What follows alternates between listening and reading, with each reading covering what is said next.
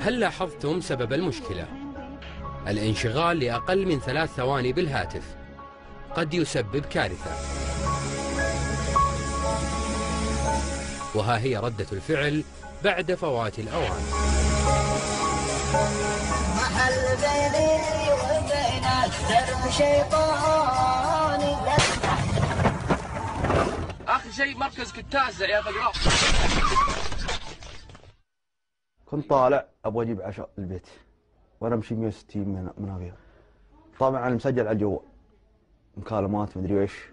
لا في سياره طالع علي من الجهه اليمين وقطع قدام الطريق وصدمته. اللي تصدمت انا توفى واللي معي خوي ثاني تكسر. كان وقت ليل، احنا كنا مسرعين في الحقيقه. السايق كان مشغول شوي بالجوال. فجاه كذا بدون مقدمات انحرفت السياره، انقلبت السياره. السايق في اصابه في الكتف وفي الفخذ كسور. أنا إصابتي كانت في العمود الفقري، سببت لي في شلل نصفي سفلي. طول العمر الحادث كنت جالس ضغط بالجوال وماشي طبعا أقرب مالي ماسك خط، فنزلت مقطع سناب أختل توازن السيارة وما قدرت أرجع أسيطر. صار مع انقلاب السيارة رمتني طحت على الأرض وصار عندي كسر بالعمود الفقري. طالع من الدوام ومتوجه للديرة ومسرع وراسل أخوياي على جاي. السيارة تمشي طار 210 ورفعت النظر السيارة طالعة من الخط وبردها على الخط والعاد ملكته. الله تقلبت على طريق المرقابة. بعد ما كنت راسل العيال اني رايح لهم على الشمال سيزيده ما عاد رحت لهم. دائما الناس ما تعرف ايش هو المعاق. كيف الواحد راح تصير حياته لما يصير معاق؟ يفكر انه على الكرسي وخلاص. يومياته كيف يصنعها وكيف يسويها وكيف ياكل كيف يشرب. انا كنت يعني بطل كمال اجسام، انا كنت رياضي يعني شغال شغل حلو.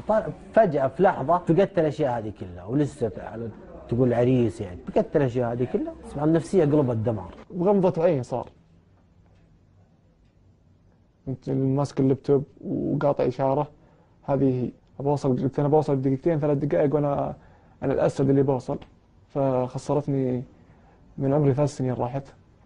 بحسب إحصائية المرور فإن 90% من الحوادث المرورية الخطرة بسبب 5 مخالفات كان في مقدمتها الانشغال بالهاتف أثناء القيادة.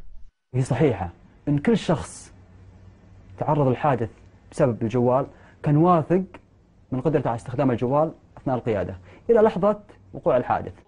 الهاتف ممكن يجعل حياتك أسهل وممكن أن يكون سلاح وينهيها للأبد، فالخيار بيدك. ايه السبب الجوال، رسائل ومكالمات وتترك خطك ناظر وجه بوجه. الله يجمع قلبنا اشوفه.